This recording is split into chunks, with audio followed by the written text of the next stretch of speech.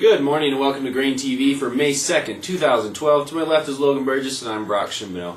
The talk of the trade recently has been the possibility of expanded trade hours. Yesterday we saw an announcement as it pertains to this information. Logan, what are we looking at? Yeah, Brock, well, this was kind of rumored for a while here over the last couple of weeks, and yesterday we did see it come down the line here. As you can see here, we will be, the CME Group did announce expanded trade hours effective for May 13th. For trade date May 14th. So Sunday, May 13th, we will open up at 5 p.m. Central Time. We will trade nonstop until 4 p.m. Central Time Monday evening. Close for 2 hours, then open up again at 6 p.m. Central Time Monday evening, and do it all over again. So, this is the CME Group really did this in response to the ICE exchange coming out with a corn, soybean, and wheat contract that was going to trade 22 hours a day. CME Group, not to be outdone, is actually releasing these expanded trade hours for the grain complex on the exact same day that the ICE exchange was set to release their grain contracts. So CME Group trying to stay competitive here. It'll be interesting. Kind of changes the landscape of the trading session here as we know it.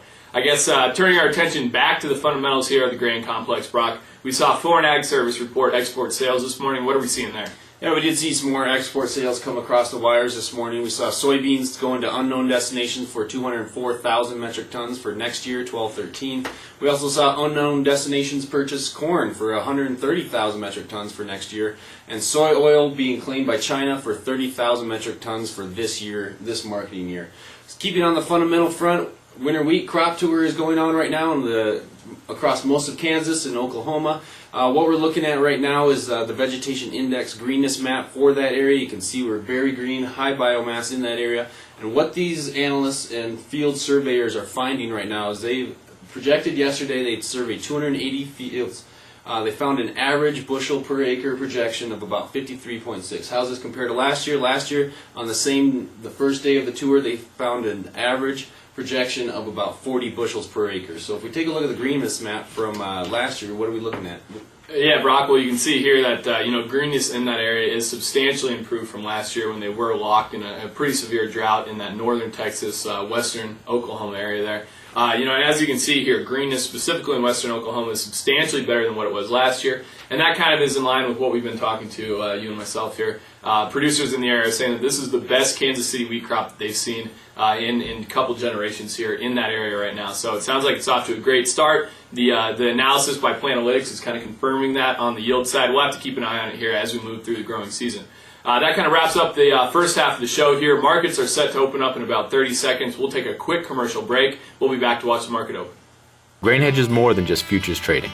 Clients receive our cash grain optimizer showing spot and forward bids within 200 miles of your farm. We take into account your trucking costs to find your best selling opportunity.